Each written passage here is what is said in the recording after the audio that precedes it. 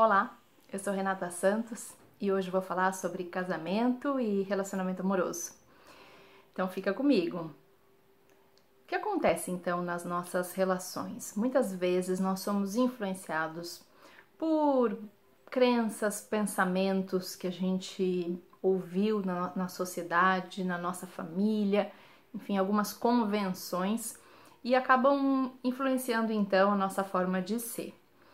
Às vezes até algo que influencia a gente são até contos de fadas, né? Então eu lembro aqui, por exemplo, a gente sempre vê nos contos de fadas, nas histórias da Disney, né?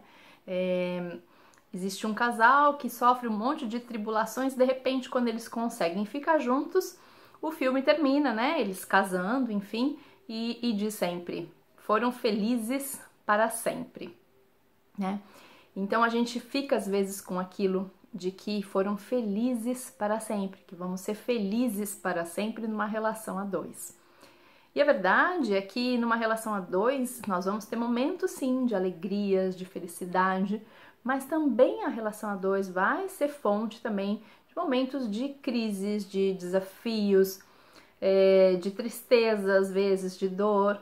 Então, dentro de uma relação amorosa pode acontecer muitas coisas, né? Nem sempre essa felicidade ela é infinita, ela é perene.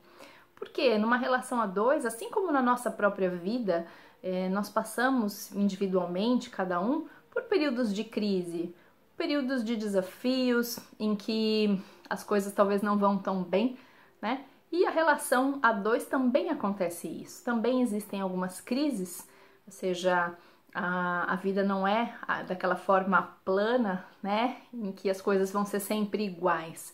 Ao longo do tempo, nós vamos também mudando e nós também vamos vivendo experiências novas que nos colocam, né, em situações que a gente nunca experimentou, em que a gente às vezes não sabe muito bem como fazer e para resolver, e isso pode gerar crises. É natural. Então, quando a gente pensa, né, que faz parte da vida, não só de uma relação a dois, existirem esses momentos desafiantes, a gente olha para a realidade, na verdade, e sai daquele modelo de fantasia ilusório, meio até infantil, né? Por isso eu quis trazer a ideia dos contos de fada, de que a felicidade vai ser sempre presente na relação.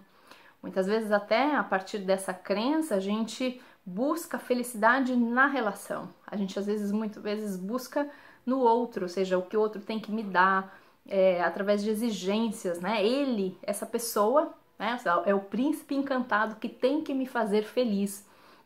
Até colocamos às vezes uma carga, né, de um peso na outra pessoa que está conosco, seja ela que tem que me fazer feliz. Quem vou ser eu sem essa pessoa, né? Essa pessoa é o Salvador. Então, olha só quantas crenças limitantes, né, que tiram totalmente o nosso poder de nós sermos felizes por nós mesmos e condicionam a felicidade a uma pessoa que, aliás, não é perfeita, não é um príncipe. Outra vez a gente está fora da realidade, né? Uma pessoa que tem as suas qualidades, mas também tem, né, os seus desafios, enfim, e que eu não posso exigir uma perfeição. Então, muitas vezes percebo que parte dessas crises ou da dificuldade de enfrentar essas crises nas relações, que são comuns, tá desde uma postura mais infantil, fantasiosa, de enxergar que eu precisava ser feliz a todo momento, que aquele outra pessoa, meu parceiro, minha parceira, tinha que me fazer feliz do jeito que eu quero, da forma que eu prefiro, né? Então, muitas vezes, alguns conflitos, eles são mais potencializados nas relações por essa postura, né?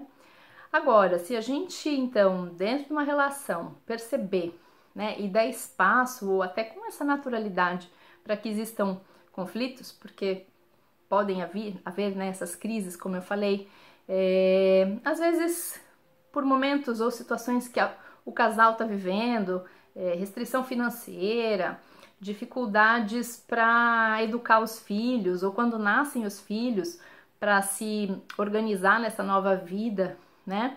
Então, tantas coisas, às vezes uma doença, né, de um de um deles ou do membro familiar abala totalmente, né, a estrutura daquele casal, mas na verdade nós estamos aqui para superar, né, esses desafios e buscar um caminho de solução. Porém, se eu já entendo que na minha relação tá errado, existir alguma crise, que não deveria, porque eu deveria ser feliz para sempre, né, e tudo deveria ser perfeito, então aqui eu trago um grande nível de frustração e de estar vivendo fora da realidade. Então, no meu vídeo de hoje, eu quis trazer esse mito, né, que nós temos e para que a gente também suavize, né, a nossa perspectiva com relação à relação, ao outro, perceber, né, com esse pé, digamos, na realidade, que isso tudo faz parte, mas que a gente, diante de uma crise, né, que não significa que é uma ruptura, algumas pessoas já no momento de crise se sentem tão abaladas e desistem ou acham que é porque não tinha que ser aquela relação ou porque aquela relação não traz a felicidade, né? Então uma crise ela tá aí para ser superada, não significa um fim, não significa uma ruptura, significa que é preciso buscar recursos internos, buscar uma nova consciência para crescer e superar essa crise, né? As crises estão aí para isso. Então, abrace, né? Se você estiver vivendo algum momento de crise, abrace esse momento como oportunidade de crescimento e entenda que não é motivo de ruptura. Outra coisa é se a sua relação já está num nível, como a gente costuma ouvir por aí, né?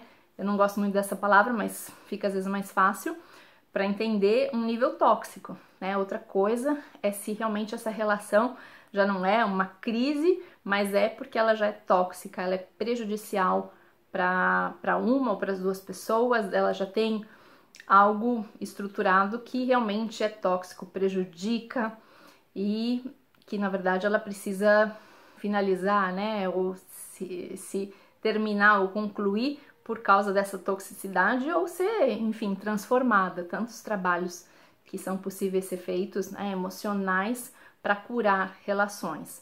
Aí já é um outro tema, né? Talvez em outro vídeo eu fale um pouquinho sobre essas relações tóxicas de dependência emocional, de controle, de muitos ciúmes, enfim, tem vários padrões, né, dentro dessas relações tóxicas. Mas fora isso, né, se a sua relação não tem isso, mas simplesmente crises, né, opiniões diferentes entre os dois, entendam que só é um momento de se centrar, buscar esses recursos internos e que as soluções vêm quando você se coloca com o foco na solução, não no problema, né?